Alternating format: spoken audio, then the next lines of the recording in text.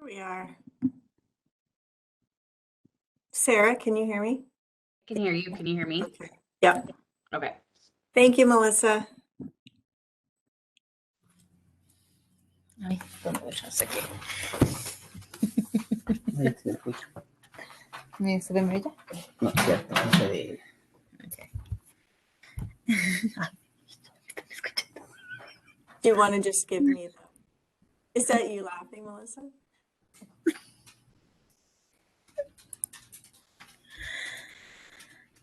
Okay. Hey, Melissa, do you want to just give me the presentation, the hosting, and then you can leave? Hi, Anna. Hi, Michelle. How are you? Hi, everyone. Just like I haven't seen you in a while. It's been 2 months. Yes, I know. Time flies. It does. Okay, Melissa must have.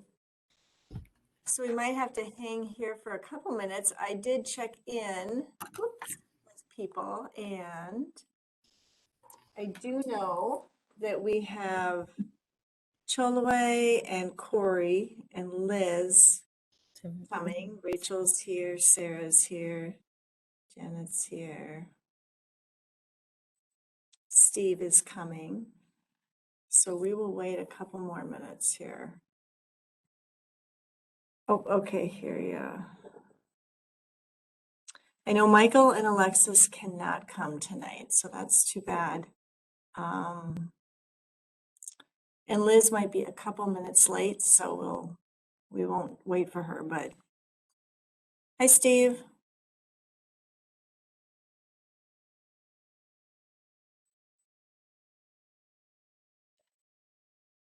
I haven't seen that great wallpaper behind you for a while.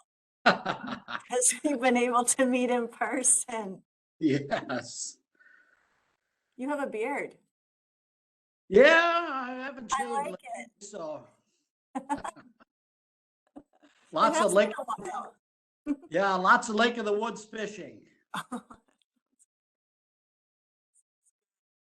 Let's see. I think and Corey, we're gonna give one more minute here. Let's see. Oh, and Cholwe is gonna come too, and I just heard from her. So since we're not a commission and we technically have to start right on time, we're gonna give them a couple more minutes, and then we'll. Hi, Rachel. Gal, everybody looks so different to me. I don't think I would have recognized you. Did you do something different with your hair? I got bangs recently. They look I can't remember if I nice. had them the last time we were in person. They look good. Thank you. It's called No Masks. Yeah. Actually, that's true too. Yeah. Maybe the next time we see each other in person, though, maybe we won't have to do masks. We'll get the whole big thing all together. So that'll be good. Okay. Yeah, and last month we didn't meet, so it does feel like a long time. All right, we've got 1, 2, 3, 4. We only have 5 of us. Steve, Liz, Rachel, Janet. Well, if we have a small crew tonight, we'll just be a small but good group, and then we'll. There we go. There's Cholwe. Okay. We have a critical mass now. Hi, Cholwe. Oh, there you are. Hey, Joey. Hey. Can you unmute so I just Hi.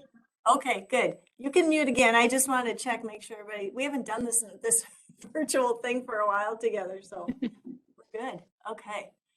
So we're gonna start. I was mentioning to folks that we have a smaller group. Michael and Alexis can't come. Not sure about Marvin and Sam. And Corey, I think, will be hopping on here pretty soon. So We will start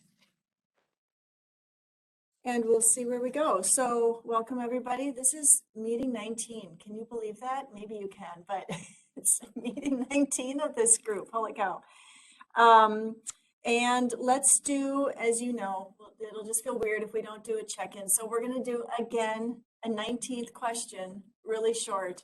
Let's do, and I want to introduce first, Councilmember Evan Brown is here with us. Yay, with the beautiful artwork in the yellow in the background. So I'm sure you all know Evan. But Evan, do you want to, let's check it. Let's do a little quick check-in, I guess. Let's do a quick check-in. So Cholwe, let's start with you. You're in the lower left of my screen. Let's do I mean, we all know everybody, but let's say your name still and something you're looking forward to in spring. My name is Cholwe Hentuba Walker, and just anything to get out of the cold. I love spring more than summer, actually, so I'm looking forward, and I'm already excited. Lots of work for me, but still more, it's the best time of the year for me. Real estate agent, I would think so. Busy time. Liz. Oh gosh, so much. Just really exciting things going on with the shelter and stuff. And I think the biggest thing is my niece is in remission, and we are really looking forward to the Easter celebration of rebirth for her and our family. And I will honestly miss my commuting to Sioux Falls, but that's been great to visit all the family in Sioux Falls. So I'm just looking forward to a spring where she is healthy and safe and can start gaining some strength back to get back to med school. This world needs her, and I'm just so thankful. That is good news. Yay. Yes, very good news. Steve, how about you? Well, now since we had that warm day or two, I can hardly wait to get rid of all this ice off everywhere. See people slipping and falling in parking lots and everything. And number two is getting my smokers out and going. Sounds good. Come over. Walk down the street and see ya. Let's see, Rachel. And using my new porch. I drive by that porch every day. It's gorgeous. Gorgeous. Rachel, what do you have? I'm probably looking forward to just being able to actually sit in my backyard and enjoy being outside for a while and not, freezing. I have some patio furniture that I want to put up, and I'm ready to go outside. Sounds good. Janet? Well, my name is Janet Santiago. So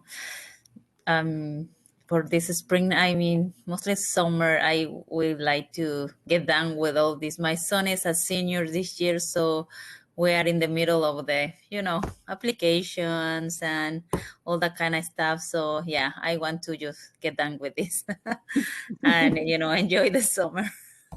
Yeah. Good. And Sarah? Hi, I'm Sarah Kern, and I am looking forward to the flowers and trees blooming, and I don't want to say bugs coming back, but maybe the fuzzy bumblebees and things like that coming back. Evan, can I put you on the spot? What are you looking forward to for spring? Well, certainly, I'm looking forward to this upcoming April Earth Week celebration. I think it'll be very interesting. A lot of good things happening. And more generally, I'm hoping that kind of later spring, maybe early summer, I can get out on a road trip and get a little time off. Good. Deserved. Good. Well, Evan, and so that's a good segue. Evan just, is here. We're lucky to have him as a council member here. He's here to listen and, you know, listen in, weigh in when wanted or needed. But do you want to just have a minute or two, Evan, to, I don't know, say hello or whatever? Yeah, absolutely. I want to thank you all. 19 meetings, that's a lot. And I really want to express that I believe the council has really valued your insights and your perspectives and has been diligent about trying to get them into action. And we'll continue to work on that as you kind of look at how you want to land here. And I think that's a little bit of where you are right now is how is this, where is this ending up, right?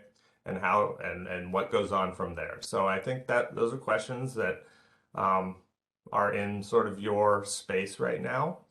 And I just want to be here to help you as you discuss whatever you discuss tonight and offer any insights and also just really tell you how much you're appreciated for your work. And it's kind of odd how this is structured. And so I think it's sometimes not heard maybe so directly that we appreciate what you do, but we really do. So thank you all for serving. Thank you. Good deal. It's a good way to kick it off. So thank you. So what we're going to do tonight, there are kind of three parts. One is to, and this doesn't have to take a long time, but the racial equity plan, I wish we were in person, but you got it online, you got it in your inbox. And I also have it on the screen, so I can show it on the screen in just a minute. So everybody, we're looking at the same thing. And we're just going to review a little bit about where things are. And that's just to take a breath and to say, you guys worked hard on a lot of recommendations. They've been input into the strategic racial equity action plan and a lot in some housing areas too. And it's good for everybody just to see that there is movement and there is action happening. So we'll go through that. Second, this idea came from the advisory team. Second on our agenda, we will look at ideas for a possible Juneteenth event and how we might go forward with that. And then last, we'll sort of look at a general timeline and what the rest of 2022 might look like for this group and get some feedback from all of you. So, hi, Corey. I'm going to say hi before we. Sorry, I'm late. Nope, no problem. We're just about to share a screen, so I wanted to say hi before your face is gone from my screen. So hello, I'm glad this is working. We just did a check-in, and I'm going to attempt right now to share. And we will share this. Okay. Does everybody see this screen that says racial equity plan progress? I guess if you're on a phone, this might be a little harder to see. Can someone verbally tell me if you can see that or Yes. not? Okay, Yes. thank you. Good. I'm going to close that up right there. Okay. So what we're going to do is just, this is a grid, and we're not going to go through everything, but I'll just show you real quick. See, this is pages and pages and pages. So we're going to start up here at the top.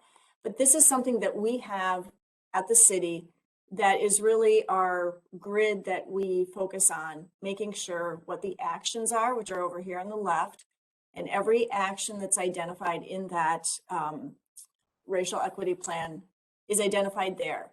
There's a column, obviously, about who is responsible, what quarter it should start, how we're doing, are we progressing? Basically green, yellow, red, or white is not started yet. The quarter that we want to finish, we're hoping to finish most, if not all of this in 2022. I think some people thought this was a multi-year plan. We're actually going to go for it and try to get it all done this year. And then we've got the last two columns about where are we now and our next steps.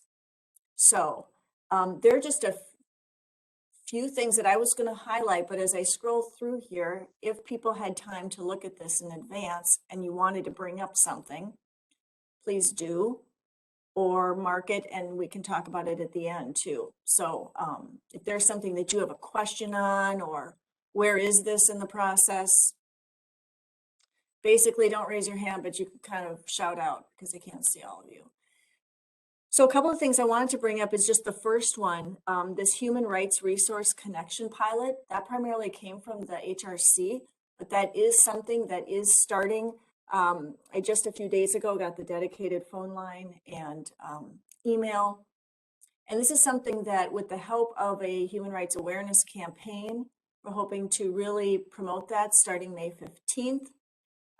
To get this out into the community, that there is a place that you can connect with the city, talk about your human rights concern or a complaint, and then our job will be to provide those resources to the resident.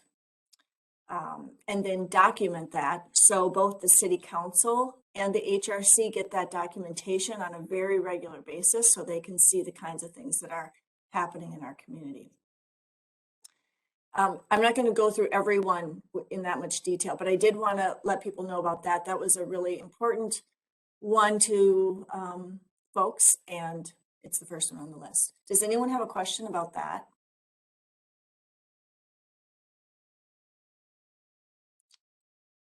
Okay, we're going to cruise down here. The acknowledgement statements on tribal land, just real briefly, there is another sign going up in April at the Goodhue County Historical Society. And we hope to have a master plan of where the different signs will be, the acknowledgement statements, in early 2023. Bay Point Park has been brought up as another location, but just wanted to kind of note that. Okay, we're going to cruise through here. One that came from this group was this right here. You can see my cursor, the child care pilot. We really piloted this with the advisory team on childcare and asked everyone, hey, would that help? Maybe some board and commission members, and folks said yes. For the families who did use the YMCA childcare, it worked well. So we're going to start offering this to every board and commission member free of charge in April, starting April 1st. And that's a program with the YMCA. It's free to board and commission members, but it's hoped that in time we would have more young parents. I said that wrong. More parents of young children, you know, take that barrier down so that they could be board or commission members. I'm going to make a little grid on my screen. Oh, I still can't see many of you. That's okay. Okay. Does anyone have any questions about that? Okay. Let's see. The other thing that we talked about were getting demographic identities for board and commission members, and that is this one right here. I asked the group, would you want us to mark before on your application process, if you were going to be a board and commission member, would you want to mark your demographic identity? And people said no, they really wouldn't. But they would be willing, at least this is what the majority of the team said, we would be willing once we were on a board or commission to have the option to do that. So the city could better collect and see how board and commission members are representative of their community. So we did that. It will not be on applications, but there will be an optional form that people can fill out once they are part of city government as a board or commission member to fill that out. Any questions on that or comments? Okay, I better talk faster. Some people are probably going to go to sleep. Okay. Okay, I see Liz on my screen, so at least I know something. Okay. Number right at the end, this the report card. I'm very happy to say that the housing report card has just been finalized. We'll be putting it in the status report for the council tomorrow. So I'm going to send it to all of you tomorrow night. I just want the council to get it first. These are basically a front and back sheet that gives all the latest information on each of these, the demographics of Red Wing, housing, the economy, physical mental health, the environment. And this is basically an update to the 2017 report card. And it was basically, if we don't really know who we are or where we are, how do we know if we're reaching our goals? So this group really spent a lot of good time on housing. And so I want to make sure to get you that.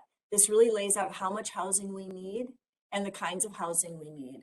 And one thing that I found was really interesting, from the housing needs analysis of 2020, Red Wing still would need 108 deeply affordable rental units. That was a high number, and probably no surprise to this group. Had a lot of conversation about that. That will be on the website, and there will be more information that I'll get you about the report card so everybody can access it at any time.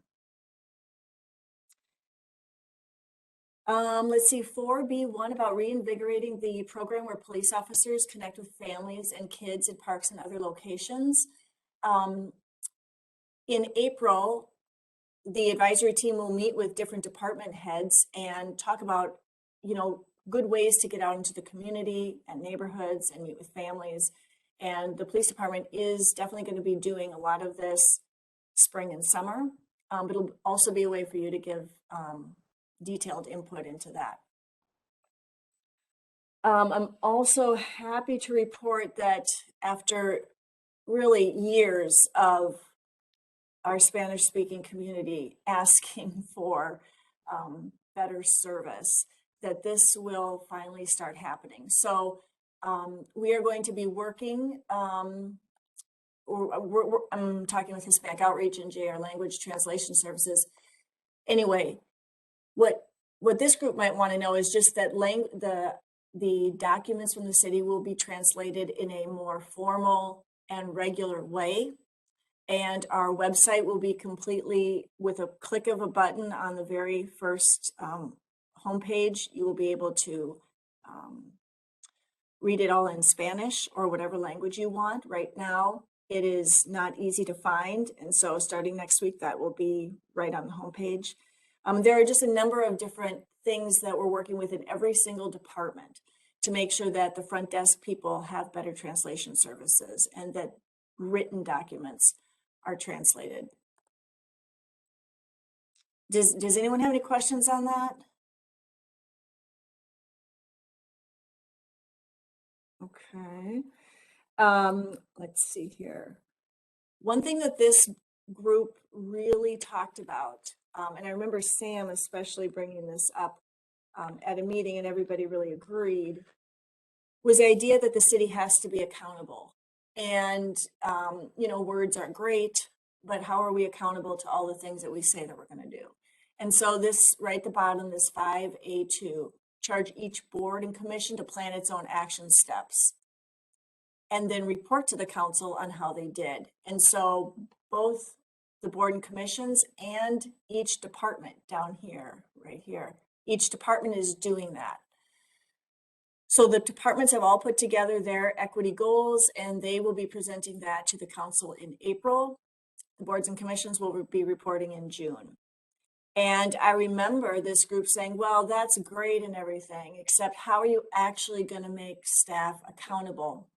And so you'll see here in this box, the council administrator discusses those action steps. So the head, Kay Kuhlman, discusses those action steps with all of her department heads in the monthly meetings and progress reports. And then, your job assessment is really based in part on those equity goals. So that really came from this group to say there needs to be more accountability. So does anyone have any questions on that? All right. Expanding the involvement with the school district's flight paths and learn to earn, that came a lot from this group. And so all the department heads met with the flight paths organizer last month, and they are working on different ways to get more seasonal workers and interns into every department. So we'll be able to report more on that this summer. 5D was talking about flexibility and hiring requirements, and this group will be able to talk to, it's technically called Administrative Services, and they will be meeting with the advisory team in May. to talk about how they've changed some of their hiring practices, and then to hear from you, your life experiences, or from family and friends and what you know in terms of being hired. Doesn't even have to be at the city, but things that worked for you and things that didn't in terms of hiring, retention, that kind of thing. Let's see, the other pieces, just briefly, really quick here. This team talked a lot about events, and 6A3 right here says to add a line to the grant application asking event organizers to describe how they're going to reach out to everybody if they are going to get money from the city.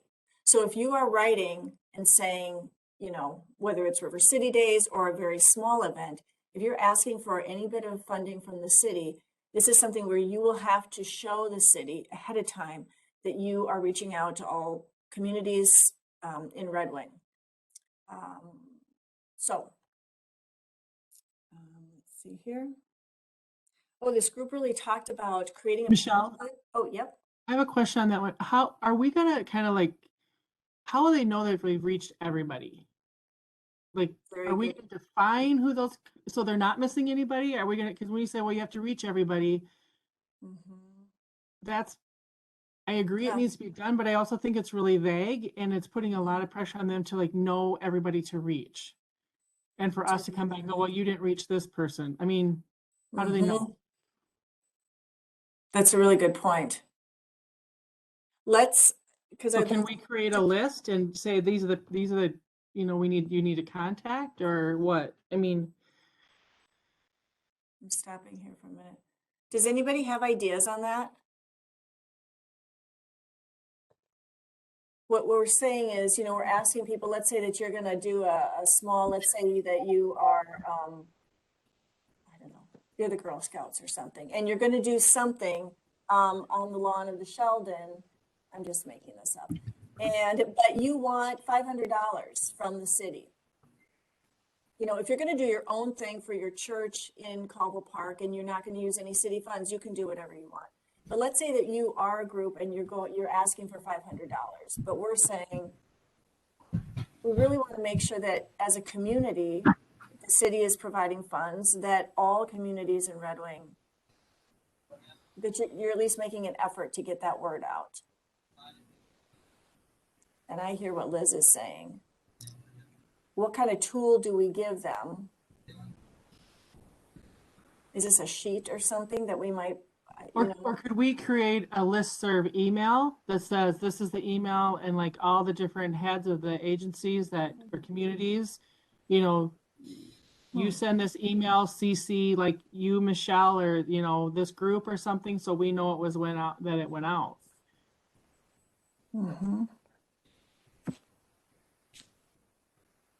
I think if we're asking them to do it, somebody's gonna come back and go, well, you didn't contact us. And then how does, you know, it's not, it's hard to define each specific community.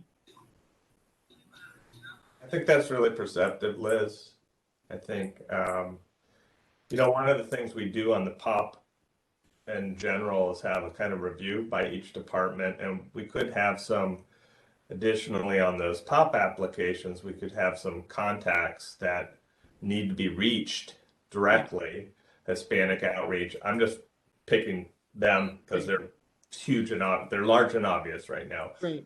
You know, some other ones as well, to make sure that that there has been a contact and that they have recognized the POP and recognized there's some contact. Maybe that's a starting location. Yeah. I don't think that fully answers what you're talking about, Liz. and it look like you're thinking something. Well, I'm thinking, is there a way we can get the word out to where there's like an opt-in for these different organizations to say, yes, we want to be notified when things are happening, so that the city puts something out so we can, you know, again, the organizations have to let people know that they want to be included too. So there's a two-way thing here. So I think somehow reaching out and saying we're getting this list together and we want to be more inclusive, you know, give us your information on how best to reach you or something. Yep. Steve? did you have something? Yeah, and also, I guess it's obvious, but the public notifications, like say, you gotta put it in the newspaper. It's gotta be a place on the city's website for, you know, upcoming events and so on and so forth. So we can't forget the you know, what's right in front of our face. We don't wanna think past that. But I like the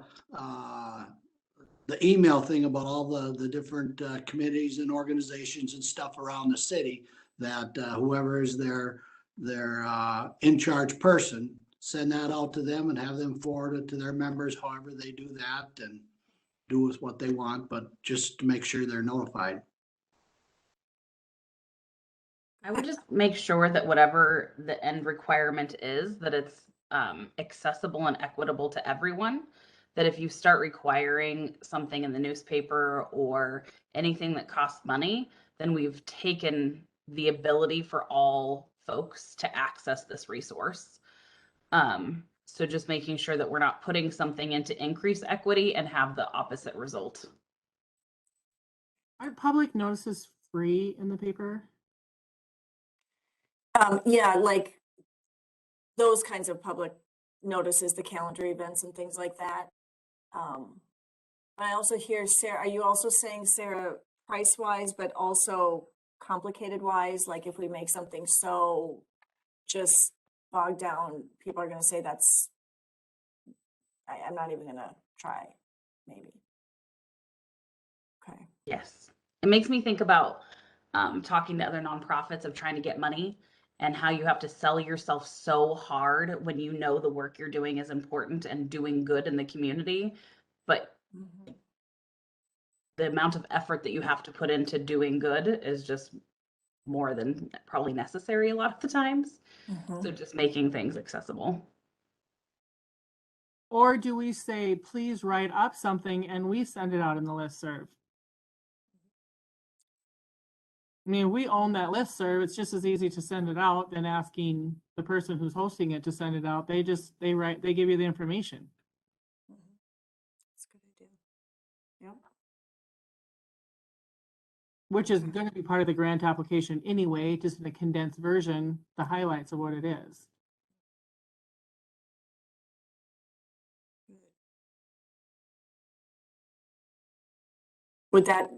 Does that make sense, Sarah? What you're saying? That would help. Yes. And I think it would eliminate a step. So if the city kept that and then just sent out this blurb, like this blurb that you answer this question in is what we're going to send out to this list of emails. And it would need to be translated, so we would have that in Spanish as well.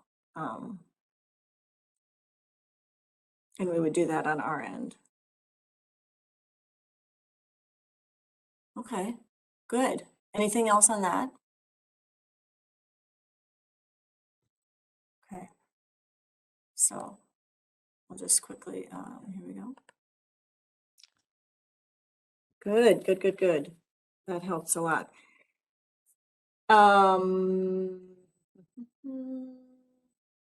Okay. 6B2, this one right here, was something that specifically came from the advisory team. Create a pamphlet about city and community programs with no or low cost options to families. Different groups do this, but people said they really just wanted one all-encompassing thing. And so we are going to have an intern research and do that project quite early in the summer. I'm hoping that our intern, because of college and everything, will be here in May, so that we could have something come out before June for families.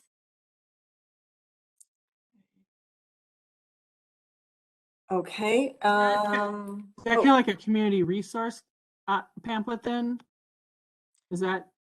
Yep, that's what it Okay. would be. It will be online too, but a lot of, at least some folks in the advisory team said, well, we also just want it on paper, and then we would put it at different places, and it would be in Spanish and English.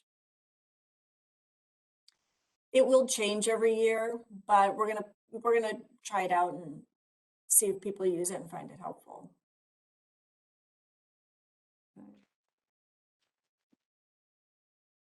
6E is to provide and support more inclusive programming, promotion, and programming. And the council provided in their 2022 budget $10,000 for an event around Black history and culture.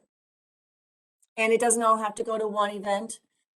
And someone just asked earlier today, and if this wasn't used, it could always be held over for one more year. So there would be money for next year too. So this we'll talk a little bit more about later in the meeting. So why don't we move on just so that, so 7A1 is to take steps on the housing instability and homelessness plan. And at that time, it was, you know, the racial equity plan was a little bit vague on housing because those plans and studies weren't quite done yet. But I did want the team here to know that the council did pass a resolution on February 28th to potentially work with Three Rivers Community Action. And Three Rivers will be providing a feasibility report to the council. As of today, it's going to be in early May, not April. But this is really them coming back with some ideas on site locations and really a feasibility of what it would take to provide some supportive and affordable housing, you know, deeply affordable in Red Wing. So that is some really good steps. It would also be funded by the state agencies so that, you know, it really can happen because it's multi-million-dollar projects. And it takes a long time, I will say that. In learning more about this, it takes about 2.5 to 3 years for sure. So, but this is the first step and it's a good one. Does anyone have any questions on that? I just want to mention that we have a real strong opportunity right now. A lot of things are aligned for some, I think, some big moves in the housing area, in especially in affordable housing. So I also sit on the HRA. They're really moving aggressively on some of those housing recommendations from this body. And like I said, as Michelle said, we have a memorandum of understanding with Three Rivers. I think that's pretty strong. We have some good side ideas. The city has opportunities, and I think there's good alignment through a broad range of parties. And one of the things I heard from at the last HRA meeting from one of the commissioners there was that she had mentioned that the last time they tried to get Eagle Ridge is that there were a lot of competing bodies that weren't in alignment. And it's good to see how things are falling much more into alignment and everybody's going in the same direction. So again, as Michelle stated, this is going to be a long process. It's not easy to get these projects. You know, you have to apply to state grant funding. It's highly competitive. And whether the project, you know, the project can be a lot dependent on getting some of that grant funding to really move it forward. But I think with Three Rivers, you have, and the city combined, you have a really strong application process. So I am cautiously optimistic and feel like we are really aggressively moving in this area. Excellent. Does anyone have any questions for Evan? Yeah, Evan, I know the board of directors of Hope and Harbor met with Kurt on the first Monday in February, and had a great meeting with him. And we did bring up to him, you know, kind of the struggle we find with a lot of our guests who get the vouchers and that type of thing, but their current 5-year history eliminates them from the places where the vouchers are accepted.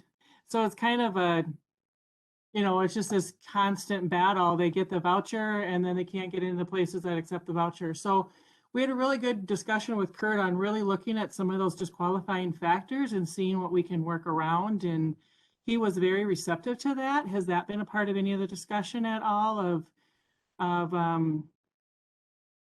how to make it that the places that you are looking at aren't prohibitive in the end for the people that we're trying to design them for. Right, and that's always that is certainly a major component of the housing instability study, and that we need to figure out ways to handle it. And one of the things that I thought was really interesting out of that study was the idea of long-term contracts with a hotel or motel, and to be able to have a little more control over some rooms. And so I believe all those things will continue to move forward. Again, I am really impressed with Kurt. He has really hit the ground running, and he's very receptive, and he really, I mean, I kept hearing him in the meetings again and again saying, it's all about getting resources back out into the community. How more can we do that? How can we better serve our communities? How can we get the resources where they need to go? Yeah. And I think a lot of it is that kind of energy begets action. You need people in those positions to keep the ball on the field. And that's the real, the rub of it. And I think certainly their board is there. Like I said, I believe strongly that the council is there, and we continue. We moved fast after that Three Rivers, presentation. We were like, boom, let's get it done. Let's move. We have opportunity. Time's a wasting. Let's go. That doesn't mean everything's going to happen overnight, but I think, one of the things I think you help us with, Liz, and all of you on the advisory team, is to make sure these issues remain on the table. It's one of my hopes in developing this potential project with Three Rivers, is to incorporate within that project that kind of resource center that you've discussed at the council at one point. Now, I'm not saying that will be the first time we do it, but I'm saying I want to try to make sure we start to have discussions when we develop these projects that include the items that people are bringing to us, so that they are right there as we are doing it. So, yes, please continue to keep us on point on that. But I really believe that is a super important one. And it's also a thorny one. It's not easy to get people there. Landlords or owners of, short-term rentals, whatever they might be, whatever kinds they might be. But I believe if we can help create ways to make people understand and be a supporter of the people in those situations, and also hear what the people, at some level you need to address the concerns. Many of those concerns may be inappropriate, but in some way you have to kind of hear them and kind of frame them back in a way that allows some movement to happen. And that's what I hope will happen as we develop it. Now, in specific plans, I think Michelle probably would have a little more detail on where we might be looking at those specific plans. But I've given you some ideas of where I see things really trying to move. And I really see people being serious about making sure we address those areas where people get stuck, because I don't think any of us want people to get stuck. We do have a huge housing shortage in the city, and to the level of being a crisis. And I think the council is completely aware. And like I said, we can't just make buildings happen, but I think we're trying to approach a project as if it will help pull along a lot of these other concerns, so we can help to identify them within the project itself. So those are my thoughts. And I think one of the things that I was really was nice to hear Kurt say, you know, when I expressed that concern and the board expressed the concern is his take on if the individual has support, they have the case management, they have the arms, they have, you know, those kind of things in place. If they have a team, it's a lot easier to say, yep, we're going to give this person a chance. And I think that's what the community has to understand too, is we have to support those positions and those opportunities then for our individuals who struggle in that 0 to 5 year to have that additional support. So it's not just the landlord taking it on. You know, there's a whole team behind them. And if the individual is willing to work with that team and the landlord then has that extra support, you know, it's a lot better fit. And that was one thing Kurt said is absolutely key in the ones he's done before. Yeah. Like I said, I think he is he's a huge asset. So I think he will really help us implement here. So for folks who don't know, Kurt Keena, he's the new executive director of the Housing and Redevelopment Authority, the HRA. So he, you know, Randall Hemmerlin was here for years and years and years. And so Kurt he's hit the ground running, and yeah, it's great to, Randall was great, but now we're also in good hands with Kurt. So that's great. Does anybody have other thoughts on housing? Or, I mean, we don't want to totally go off on housing for an hour, but does anyone have any questions or thoughts? Because might as well raise them. Even just questions that you want to make sure, since we have a council member here, that you have a, are you talking, Janet, or are you talking to somebody else? Okay, I want to make sure you want it to be on mute. Anything else in that regard? Did you have a willing ear? Okay. We just have a couple more things here, and then we'll move on here. I think the last one here, 7D1, right here where my cursor is. The City and Port Authority will include a focus on business owners, visitors, residents, or Black, Indigenous, biracial, Hispanic, Latinx, Asian, and other persons of color.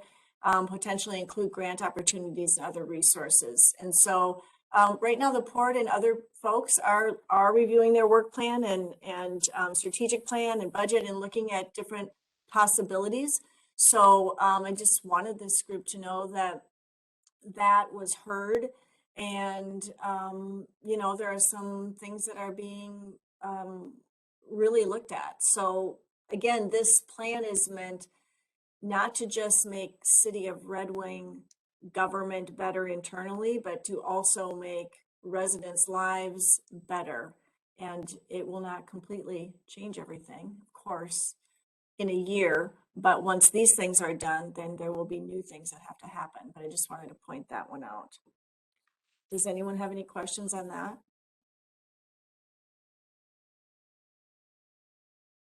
Okay. Okay, so those are some of the larger, or just ones that I thought this group might be interested in. Are there any other areas of this document that anyone else had questions about or that you wanted to ask?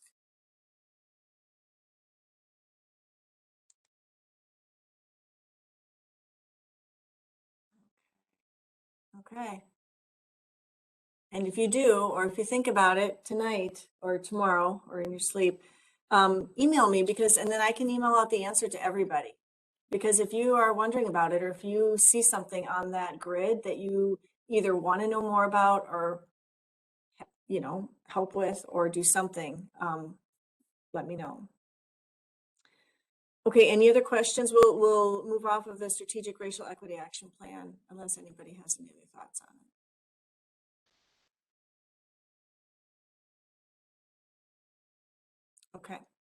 Okay, so next we were going to discuss some ideas for the Juneteenth event. Now, this is a potential event, and I did talk with Michael earlier about this, and he had some things he was going to share, and he can't be here tonight. But I guess I want to know from the folks in this room, does the idea of a Juneteenth event sort of, and I know, I think I remember Thomas Young bringing this up, and Thomas isn't on the group anymore. And the HRC will talk about this next week. The Human Rights Commission will talk a little bit about this next week, brainstorm some ideas. But just wanted to hear from this group what you thought about this. When the group brought up an idea for Black or African American culture and history, it did not have to be a Juneteenth, but Juneteenth was brought up, and I think Sam and others brought that up. Michael liked the idea too. So I'm just gonna toss this idea out here. There were some questions to get the conversation started, talking about who would be the primary audience. And again, you know, you may not think, okay, I mean, who, if this isn't the group to kind of think about it, and, you know, who would be?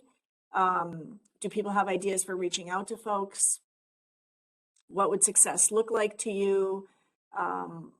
Would the event be done in a grassroots way or a more professional way? You know, these kinds of things. So I'm going to toss that out to the group to see what people think.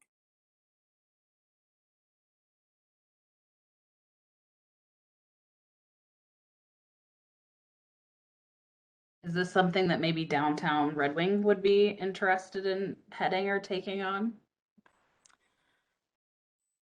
Well, I'll listen to the group. I remember having an advisory team meeting when people were pretty clear that they didn't want,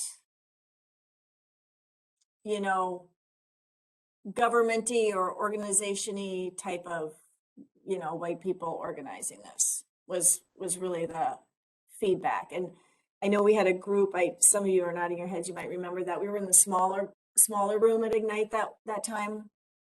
And that was a pretty loud and clear message at that point. So, but you know, the idea is we could potentially provide stipends to community members who, you know, do not have to just volunteer their time, but help organize it in a more grassroots way.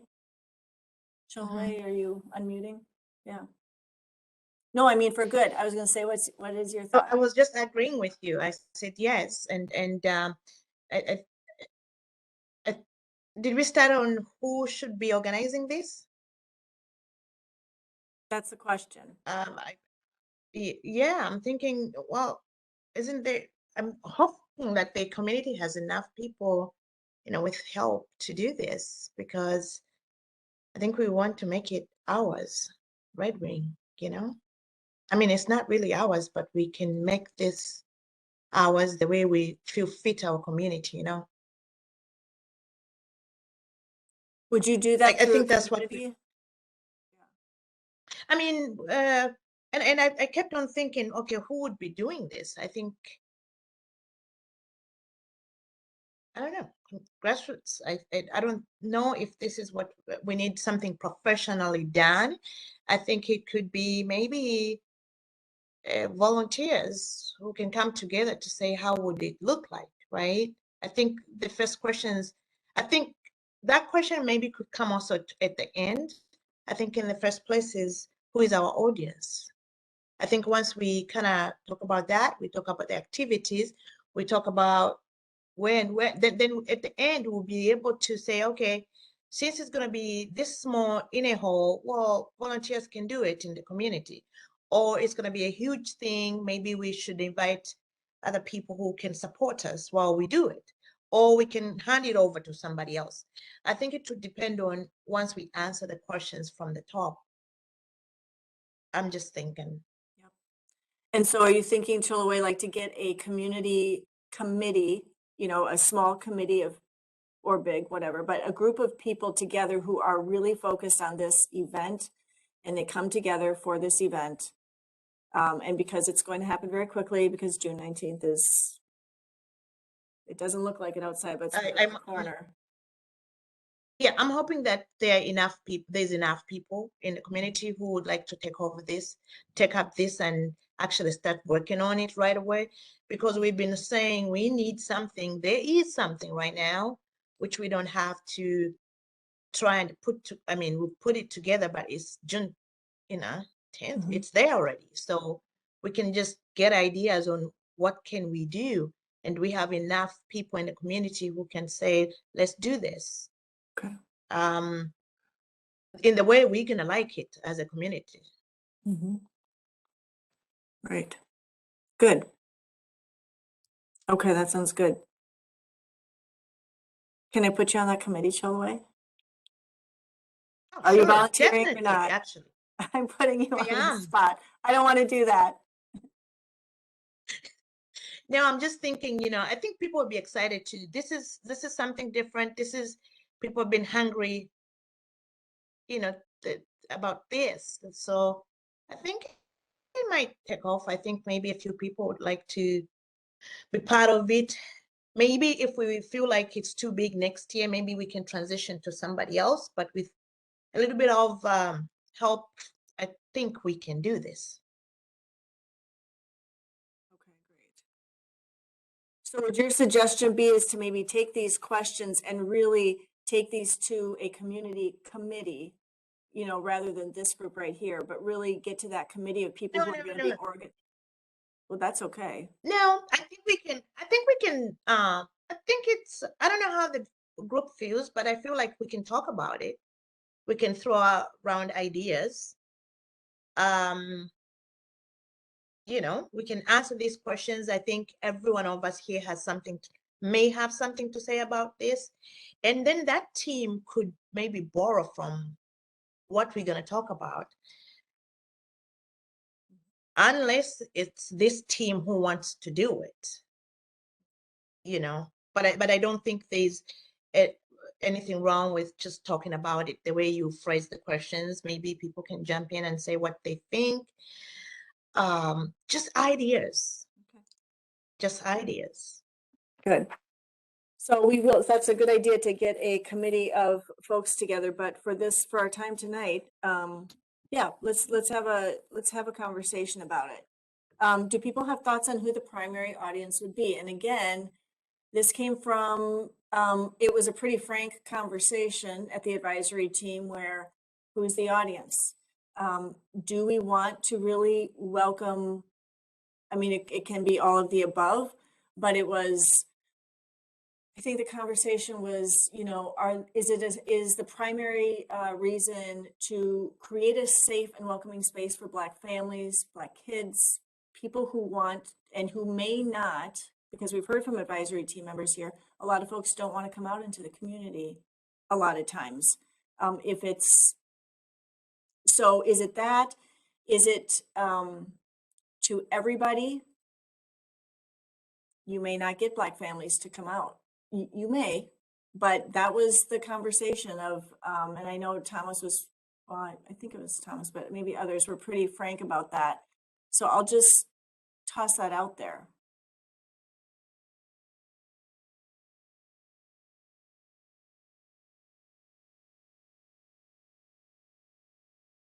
Michelle, you said Michael did have some good ideas though, or said he had some ideas on it.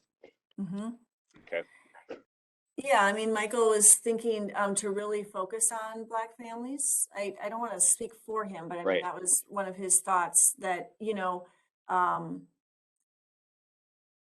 don't really have something in town that does that.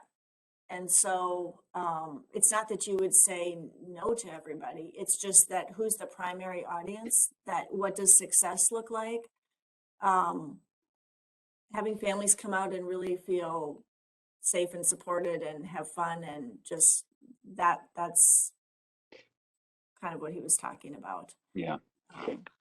I mean, for me, I think I'm there to support and offer whatever assistance I can, but I don't really want to step forward and come up with ideas because I have no idea what would be appropriate. But one thing that was going through my mind is that because it is coming up quick, is maybe at least taking a look at city resources and facilities and parks, and is there anything that's already booked? Are there things that we could tentatively sort of hold or put a tentative reserve on a park or something in case they would want it? Just to at least maybe to hold some of these options, I guess, for them, since we're kind of under the gun for time. Right. So we did put a hold on the Colville Park, the larger building, that pavilion building, or courtyard, Colville Courtyard. And you're right, Corey, things go super fast, faster than I even realized. So when I called just to check in on city things, it was like, it was surprising that that was open. Every other weekend was booked pretty much. So, so that is open if this committee that gets together to, to organize it. So there's sort of the garden area and the play area around it and that inner building if it would happen to rain or not be great weather. So Yep. Good question. And if the committee says they don't want to have it there, we don't have to, but it's on hold,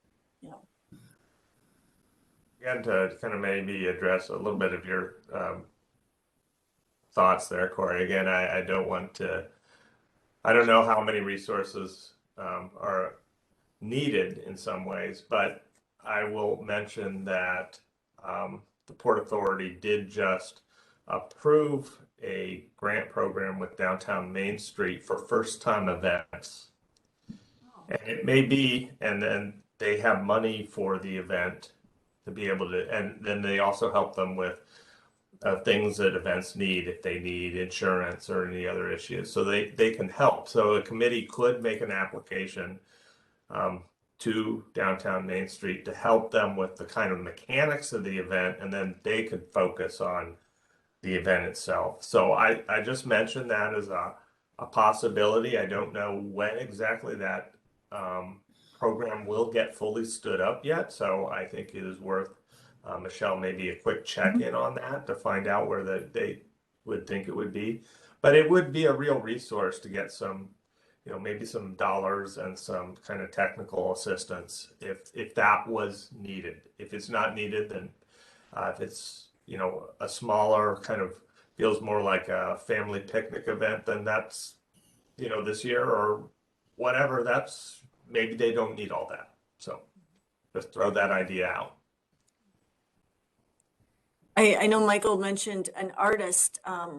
He didn't have the name at the time, but he's a gentleman in town who has some beautiful African art. He is an artist, and he was gonna, he thought maybe reaching out to this person. He was just sort of thinking of, what music, food, those kinds of things. I wish he was come tonight. Yeah.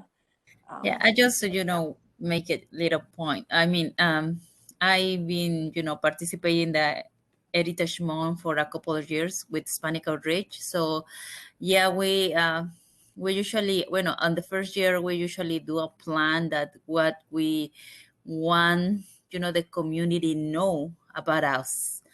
So, for example, you said food and maybe music and, I don't know if one of you have, go to the Y, they have a display of the, local Hispanic families, and they talk a little bit about their lives. So we need to, make sure what we want to, give to the community or, teach the community about the African American, history. And, I know for sure that there is a student, African American student at the high school. They have like a committee or something. They get together in regular basis. So it would be just a good idea, to reach those, students to see what they are doing, and maybe they can, be part of this event, and, they have more ideas and, everything else. And I'd be glad to help.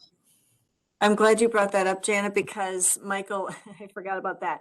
So Michael now, he works with Hope Coalition, and he is doing some liaison work with the Black Student Union.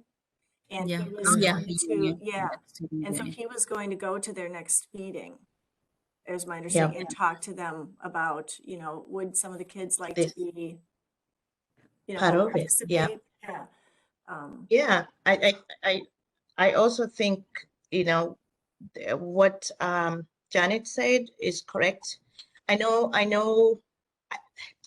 feel like this event is almost like for all who want or who feel like they want to participate. And I feel like people should be welcome. We want to be known the way who we are, right? So we should not close it only to Black families. I think as Black people, we should maybe be okay to have other people come and share our music, our drums, our traditional materials, outfits, our songs, and maybe I was also thinking about the students, poems, which brings us back to who we really are.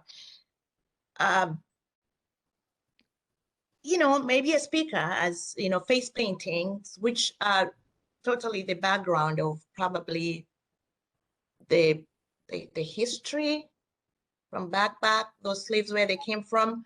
That's what I was thinking, but I wasn't on the, I'm still on the audience. I think maybe people could be welcome because this is what we are here for, right? We want to be a community of the community. So how are we going to close everybody else? We are the people who said we are being closed out.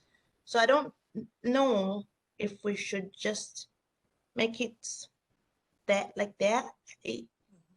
I was thinking it would be a very fun place for people who want to find out about Africans and what they do, what they eat, what they wear, and go see all this art. And I just envisioned something so fun. I got fired up when I was looking at it, that people can come and learn, about me. And maybe when you meet me next day in Walmart, you're not gonna run away from me, and you're not gonna think I'm gonna steal from you, because you know a little bit about me, a little bit of history, a little bit of I look at it as this is a time to teach. It's a learning for other people who don't know the African heritage, Juneteenth, where did it come from? Why is it there? This is a time to say, yeah, this is what it was. Yes, it was really there for our children who are growing up. And yes, it ended at some point. And yes, this is where we are. We've made steps from there. But this is the food we eat. This is the music we do. This is, that's what I was thinking about. Something fun. That sounds good. I'm not great. Yeah, invite people to come and cook the different foods. Mm-hmm. People can come and taste that food, potlucks. As Black or minorities or Black people are from different parts of the countries and the world, and they cook different foods and they have different cultures. Can you imagine if we can get a few cultures together and all these different good foods, and people can come and try the food? That's how you get to know somebody, through what they eat and what they talk about, what they dance, what they dress. Something like that. I got excited, for real. I did. I pictured all this. Yeah. Good. Yeah. That's great. And I hope I probably maybe overstated, and Michael's not here, so he can't say. So I don't think he was saying to close it off, but so I just wanted to say that. I hope I didn't misstate that from Michael's perspective. But that's good to hear you. I mean, it's just good information, Cholaway. Your thoughts on, how open and that kind of stuff. Okay. Other thoughts? And Janet, yes, you've been involved with the festival for so With the long, and so festival. many years. Maybe we can. Yeah. Is there any other bits of Usually, wisdom? everything that she said, we, share some craft like a piñata. It's a traditional thing that we usually do in birthdays and other events. And music, those kind of music and food, even we, the traditional things that we usually do. So I think so. We try to, enrich the community with our culture. So I think so it would be a good idea to do that with the African American, because I'm talking for me, I don't know much about you, so it would be a good idea. So yeah, and it always, I don't know if you know the Colbo, it will be a good place. We usually just look for a central, place in the community. And are you saying like Cobble's a little bit far? It's a little bit out of the way a little bit. Yes, yeah, at the edge of the city, or yes, I think so. It's more, in downtown, or close, the people can walk. For example, I live here in Bush Street. That if you have an event in Central Park, I just can walk over there. So, but I know all the pros and all the barriers. Weather is not a good. It's gonna be sunny, it's gonna be raining, so it's kind of, yeah, I know it's hard to plan a program and try to make sure that everything goes well.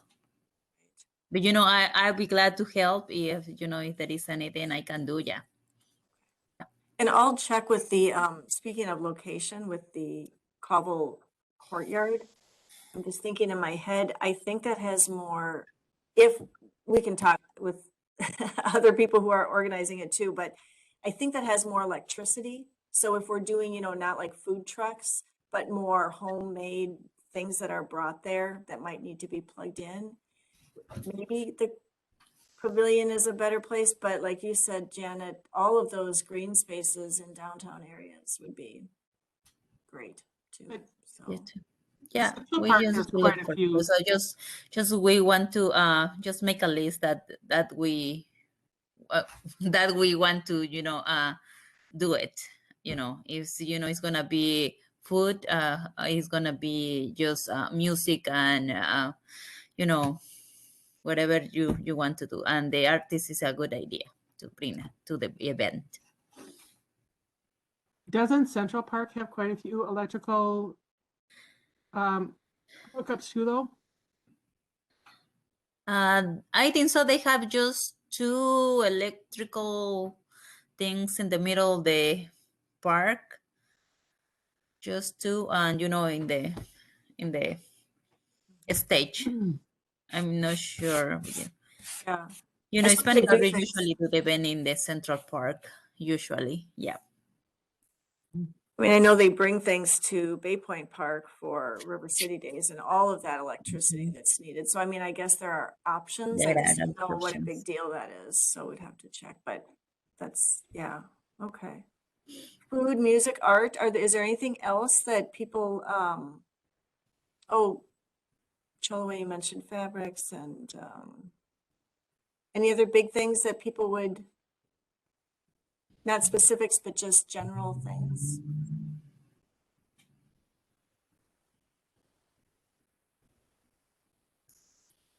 Okay, well, that gives some things to go on. Let me see here.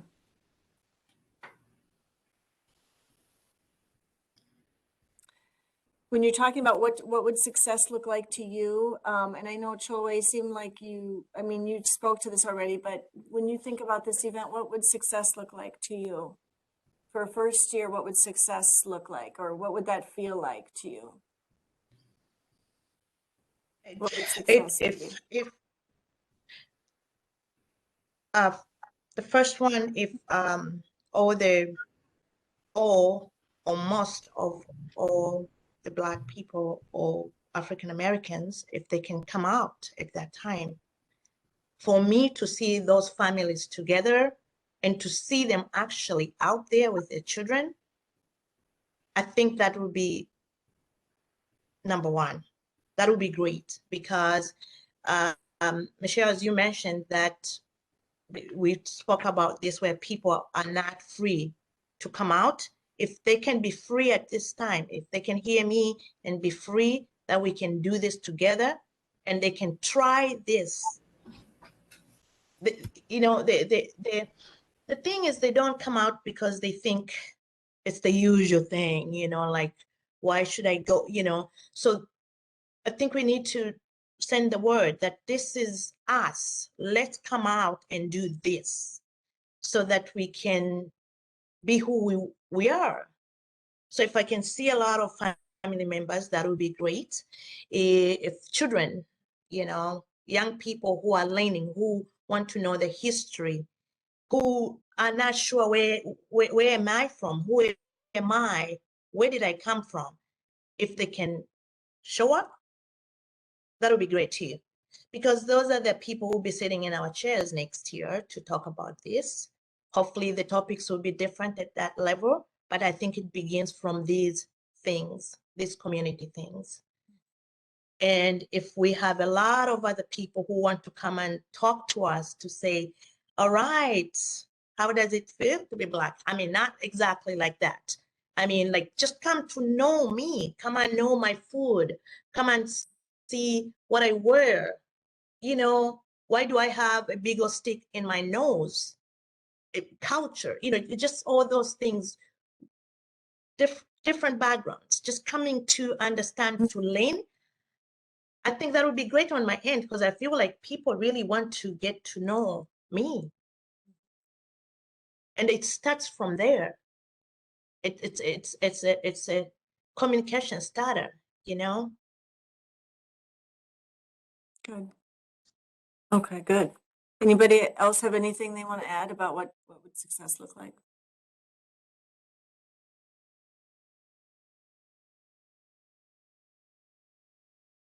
Okay. I don't want to add so much to that. I think this group or the eventual committee should define that. I just would make a note that maybe to address some other thoughts that maybe we look at some transportation assistance options, somehow. Just keep that on. That's all. Good. Great. Okay, good. Yeah, I hadn't thought about that. Okay, excellent. Okay, we will get a committee together and we will talk in more detail about that. So the last thing on our agenda tonight is a draft timeline for the advisory team. And let me just share here and let's see what everybody thinks about this. So tonight is March 9th. And let's see. Next is April 13th. Now this idea, and we haven't really worked a lot like this, but it would be to bring staff to this team so that you can talk, just kind of like how we're talking with Evan here. But even more so, the department heads would come and you'd be able to, they have questions that they want to ask you about different topics. And then you can weigh in and then also ask them questions that you may have heard about. Or that you want to ask them. So this first one in April would be a number of different department heads coming to ask how they can be more open and accessible to listening to our community, neighborhoods, and families. Now, this group has talked about that. I want to acknowledge that flat out. We did have a couple meetings about this, and you provided a whole bunch of recommendations. So those are not forgotten. This is to look directly at the department heads. We'll have police, public works, engineering. I didn't mention community development. They do a lot of the neighborhood meetings when there's construction happening. And administration about maybe it's very specific experiences you've had, good or bad, that you want to share, or things you've heard from friends and family that you wish that they would want to know. They will provide some questions to you ahead of time. And then you can also think about questions for them. I'll go through these and then we'll get back on the screen and we can ask questions or have conversations. On May 11th, it would be, and I shouldn't have put human resources, I still always say that. It's really the administrative services department. They would come and talk about hiring topics so they can share with this group how they have changed and made more flexible some of their hiring and retention. But they also want to hear from you and have questions from you. Again, these can be things from your own lives, and it doesn't have to relate directly to the city, but if you have an experience where maybe you didn't feel comfortable in the place that you worked, why was that, and what would have made it better? What could this city learn from your experiences? And it does not have to be directly with the city. Does that make sense? But it's something that you've heard about or learned, or it could be something you've heard about from a friend or family member, possibly directly related to the city or maybe not. So we'll talk about hiring and retention, keeping people hired on May 11th. Then on June 1st, and we had to move this so it didn't coincide with a different library meeting, but June 1st, hopefully everybody can come to that one. We'll talk with staff from the library and the Sheldon. And these are two organizations that some people, I mean, really, not you guys, but other people in the community sometimes forget that it's even under the umbrella of the city. The library seems like such its own thing, you know, but this really is under the city, and same with the Sheldon Theater. They reach out to the city and to the community in lots of different ways. I know Jessica at the library, for instance, would like to provide a survey to all of you online ahead of time. She is really interested in talking with you and listening and asking you questions and getting some more advice on how the library could do a better job in reaching out. And they do a fantastic job already. But both of these organizations can learn from this group, just like we all can. So they'll be here June 1st. July 13th, Chief Mike Warner at the fire department has some questions for you on some of his policies and practices that he wanted some input on. So he would send those in advance, and then you can also ask questions if you have questions on anything. You know, anything that you want, the ambulance or this or that. So that's July 13th. And then we have this series of 4 meetings right here, August, September, October, November. And these are times when there may be things that you as a team member say that you have specific questions that you want to ask, but we also have the department leaders. Over time, there are things that come up that they really will sometimes say, I wish I knew what the advisory team would say about this. And so they would like to come to you and ask questions to get your feedback and input. Sometimes it'll be about a policy or practice. Sometimes it's about a specific event or a way that they reach out.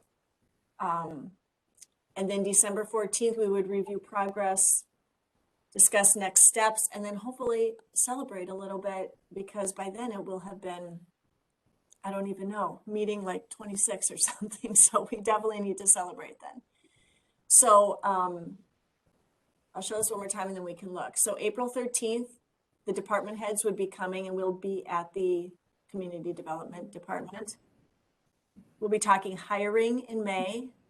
We'll be talking to the library in Sheldon in June, the fire department in July, and then various departments would come each of those next 4 meetings. And you might have those in your inbox too, but I'm wondering if there is feedback on that, questions on that, any thoughts you have?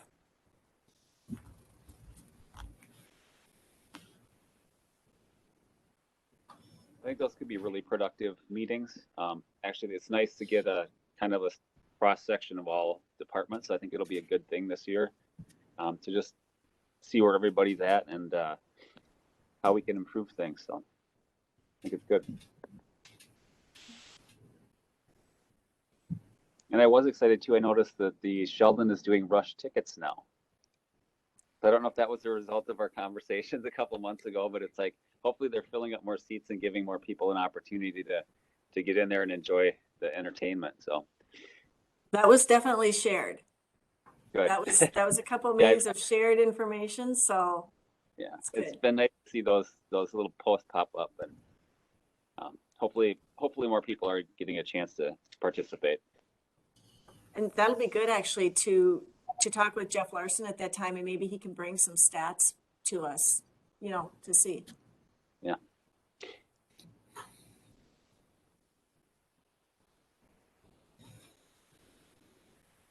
Anything else, good, bad, or otherwise?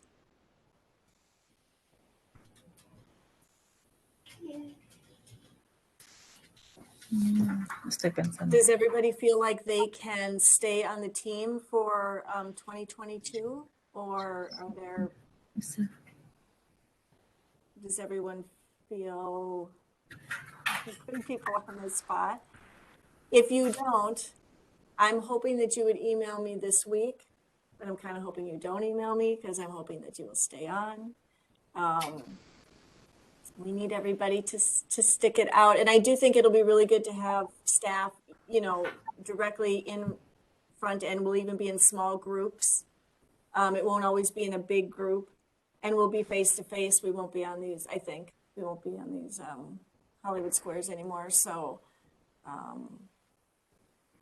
so if you, I will say, if you don't feel like you can stay on, if you could email me this week, that would be great. And I'll try not to read your email if you send it to me. Anything else on the, any other feedback on the timeline? Okay. I just want to say a few little things. Just to Michelle's comment, I'm very hopeful your next meeting will be in person. And I do really believe, as Corey stated, that the ability to have maybe small kind of conversations with the department heads, I think can be really productive for them to be able to ask questions. I think oftentimes in lots of situations, in professional situations of all types, you know, we don't often have the opportunity to hear things from a different perspective. We sort of all bounce around the same perspective. So I think it'll be very helpful. I've been a big proponent of that kind of interaction. And again, this is, I always want to stress to this group that this is not meant to be a one-way conversation. That, you know, kind of to reiterate what Michelle said, is that certainly if there are questions, ask them. That's what they're also there for, is to listen and to hear. And they're also they're there to learn, you know, to learn new things, and sometimes just being, you know, kind of sitting in another person's shoes for a moment can be very illuminating. So I think that's part of what they're here to do, and I do hope with Michelle that you guys can you know, do these last ones, because I think there has been, and I'll just kind of close with where I started. There has been a huge impact from what you have discussed and what you have brought forward to the city. And some of it's been in, as Corey indicated, in small ways, about, you know, tickets to the Sheldon, and other things have are bigger, or pushing larger ideas. So you've had a profound impact, and I really want to thank you all for that. So.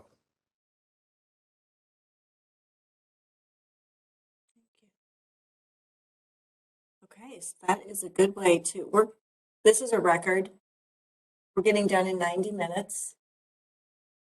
So I think we can end here for tonight until our next meeting, which will hopefully be in person. Does anyone have anything else to add tonight? Okay, it was good to see all of you after not seeing you last month. So we'll see you April 13th. We think in the community development building, but I will be in touch with you for sure on that. So, okay. Otherwise, everybody have a good night. Thank you. Bye, everyone. Thanks. Bye. Bye.